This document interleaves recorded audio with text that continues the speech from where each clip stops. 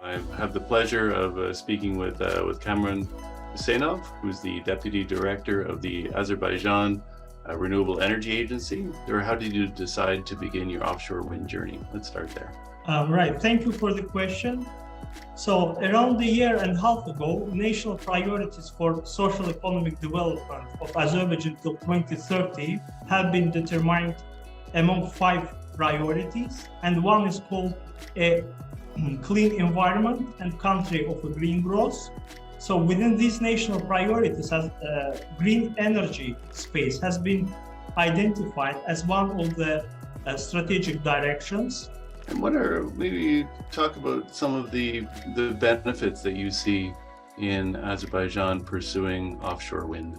It would be relevant to mention that Azerbaijan has quite huge renewable energy potential. So the economic potential of the renewable energy sources on the onshore part of Azerbaijan is around 27 gigawatts, which is quite huge potential.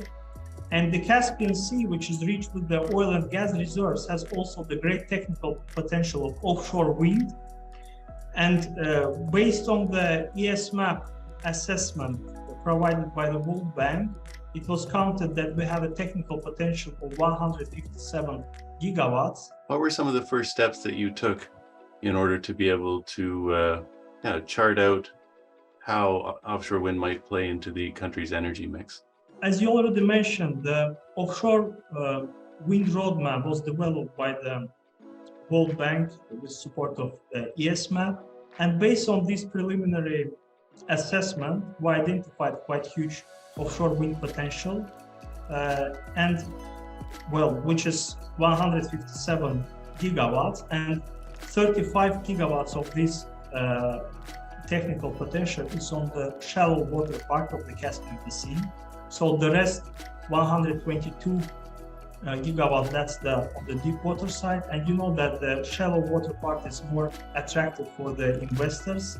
What are some of the challenges that you have encountered so far in looking to develop this potential? Azerbaijan has a limited domestic electricity market, and therefore it creates kind of the bottleneck, impacting the development of offshore wind.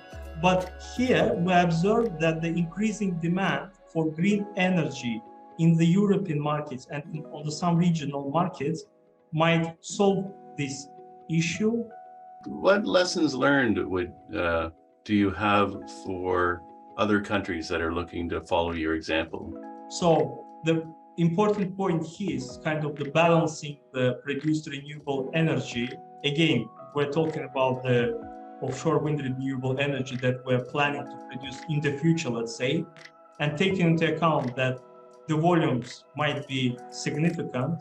Of course, we need to take the measures regarding the national grid, the integration issues, and then the security of supplies comes on this stream as well. How has the program helped you in exploring offshore wind, and how can it help you?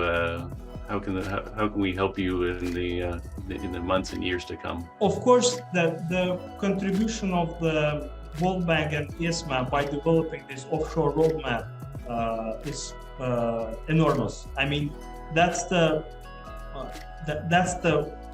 roadmap that where now we can observe now we can see the scenarios how the industry could be developed based on, let's say, these scenarios. Another issue is that, again, we received the quite huge technical potential results, and this impact I would say the players on the market as well.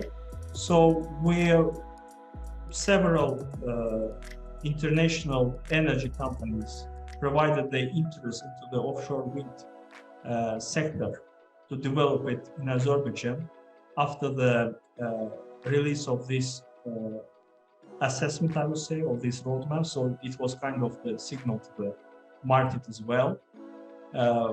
Of course, we're on the beginning of this promising journey, and this is the kind of the first steps that we're taking. But I believe that with the support of World Bank, ESMAP, we can somehow find out whether the path would be, or where we we can see ourselves in the next, let's say, 10 years or even longer time. And so I wanted to thank you very much for taking the time to share your experience. I think that all eyes are going to be on Azerbaijan going forward and how you develop offshore wind. And so, yeah, again, thank you very much for taking the time. And it's been a pleasure talking with you. Thanks a lot, Shane.